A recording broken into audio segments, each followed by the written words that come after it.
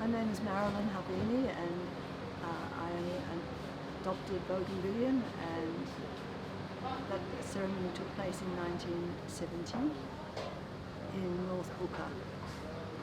As part of the culture and as an art teacher, I was lecturing in Moresby Teachers College before I came across and teaching at Jenner High School. And then my husband was appointed to set up district government by Michael Somare when he was Chief Minister for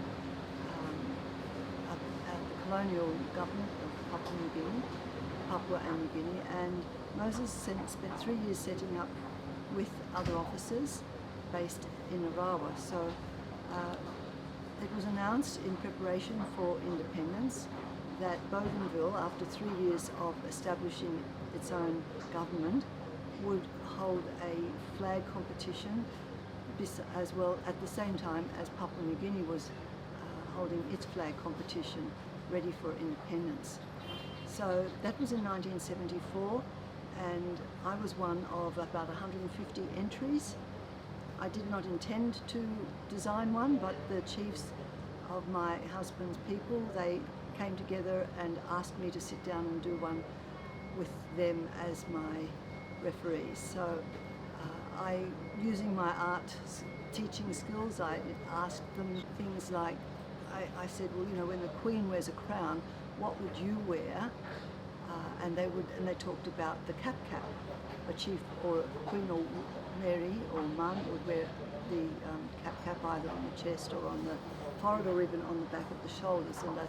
But I had learned from the chiefs that at the centre of the cap is a special symbol that identifies the identity of that particular clan or people.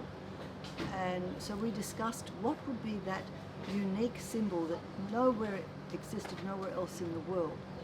And the one that we really came up with from my years of lecturing in Port Moresby Teachers College, when I would take the students to the university and to the museums there, the only Bougainville item was the upe. And when you think about the upe as being unique to Bougainville, but the symbolism is becoming an adult, coming into maturity, coming to manhood. It's a symbol that the men wore, but then it also changed the life of the woman, that when the man would come out from his training and become a man, he would then be able to set up life with the girl that had been preparing for the whole time he was being prepared. She was being prepared to be his wife in an arranged marriage. And so it was the men and woman together that became the unit, the adult unit. And in a postmodern sense, before I even knew about postmodernism, I saw the symbolism of nationhood, of becoming an identity of people through the upe. The reason why I chose red and white is because those are the traditional ceremonial colours that are used by clans to designate and to stand out very well against the black skin colour of people. Why I chose a simple shape.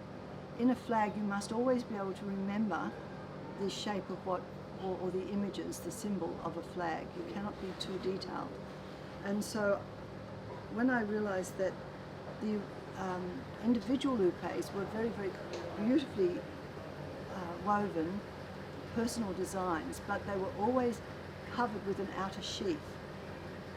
Sometimes these were totally plain, sometimes they did combine an occasional red stripe with the outer covering, that sheath, that would make it a generic shape that applied to everybody. And so in my understanding of both flag design and symbolism and culture for Bougainville, that's why I chose to shape the upe with those colours and that style. If you notice from examples of upes from far to the north, my husband's father, he wore an upe that was this shape. But this shape, this actual upe, is from Kotachi, and so it's also used in North Bougainville as well as in Buka. Whereas another shape I have here, this little one, we don't know where it was from, but it's a very ancient one that was collected in the 1800s, and again you can see that it has an outer cover and it's got the two-tone red and white, but it's in a black and white photo. In central Bougainville and over the west coast, this example is from Asatapai village, which is on the border of Keriaka and Kunua. So this more rounded onion bulb shape was more a central Bougainville than a North Bougainville version of the Upe. And then you have your in-between shapes, and so I created a shape that represented both the tall and the short to come together, a middle one.